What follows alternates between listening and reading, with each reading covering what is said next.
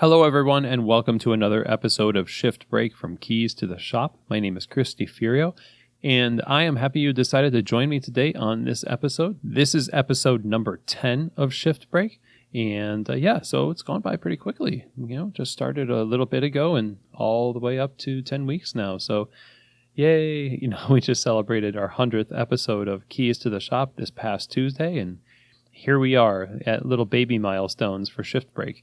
So anyway, today's episode, we are talking about tasting the rainbow. Taste the variety of drinks that your shop has to offer. This is something that I thought would be a great idea, and I started to do in a shop previously, years ago, and I kind of just dropped off. But it was really interesting when I did it, and it's something that I'm going to commit myself to do again, and I'm hoping that I can convince you to do this as well, if you're not already doing it. Now, some of you might already do this, and congrats, because I don't think that enough of us, or many of us, actually do this. Tasting the whole menu is something that you do when you're typically a day one barista, if you're in training, and maybe not even the whole menu, just a representative sample of drinks on the menu as you make them on bar. You're really given maybe recipes for drinks that have different flavors in them, and you'll taste maybe vanilla, you'll taste mocha, and the rest is just like if somebody wants a sugar-free vanilla latte, you do the same thing, just use the sugar-free bottle. But, there isn't a lot that happens after that. And what we end up doing is we focus, of course, and this is maybe rightly so, we focus on our extractions and we focus on brewing coffee. And it's easy for us to really get geeked out about coffee. It's the core of what we do. It's but why people come to us in the first place is because we have coffee. So, we're a coffee shop and it makes sense. But I think sometimes in our passion for coffee and in a way maybe to prove something to ourselves or other people, I don't know, we tend to denigrate other drinks. We tend to ignore them and never think to give a serious consideration of examination and tasting to other beverages on the menu, the way we do with espresso or brewed coffee, or even the smaller milk drinks like cortados, macchiatos, and traditional cappuccinos. Once you get past those things, it's kind of a, I really don't drink lattes type of, game we're playing. We don't really drink lattes, and so we don't really ever taste lattes. We don't maybe drink chais on a regular basis, so we don't taste chais. We don't really taste much of anything beyond our preference unless we're cupping coffees and we're evaluating them and we're trying to broaden our scope of what the world of coffee has to offer. The customer who's getting that drink, that larger milk drink, that mocha, the chai, the skim, soy, quad shot, whatever, is an expert in that drink. They get it every day. They know how they like it, and they're very, very familiar with it the way that we are about coffee. And it's hard for us to be able to fix something for a customer if we don't actually know A, what it tastes like, or B, we don't even really care what it tastes like to begin with. Go through your entire menu, taste everything on the menu the way that you would want to taste a coffee if you were evaluating that coffee in a serious cupping or tasting session. Evaluate it from a position of genuine curiosity and desire to understand the attraction to the beverage. This goes not just for menu items, but also for alterations that people ask for in the cafe.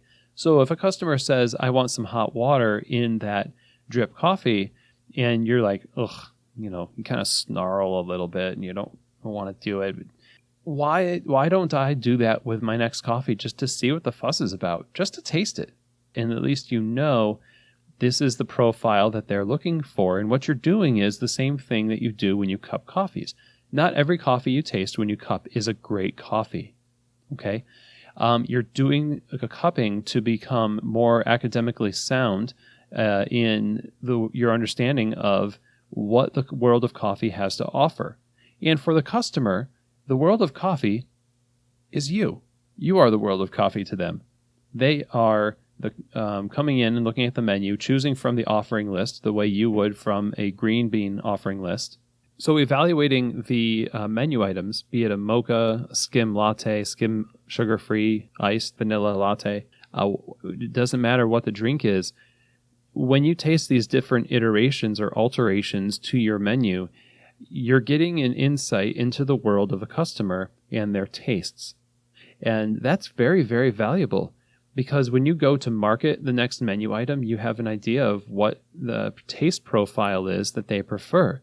You might have an assumption of what that taste profile is. You think, oh, sweet, that's it. They just want something that's sweet. Well, actually, I think that even take yourself back to when you first started drinking coffee. For a lot of us, we liked very sweet things. But we didn't just like sweet things. We liked certain sweet things. We still had some discernment, even in the midst of our Philistine ways of coffee non-appreciation back in the day. For me, it was like English toffee, foamy hot cappuccinos from a gas station was like the very first coffee drinks. And I selected English toffee because I liked that flavor. Your mind is making decisions all the time about these things. And so it's not just lump them into the sweet category and then offer them anything sweet. Doesn't matter. It's kind of a jaded way of viewing it. And if we're all about trying to bring people into a more deep appreciation of coffee itself, then we have to have a knowledge of their starting place and not just patronize them. Because if we patronize our customers, eventually they won't patronize us.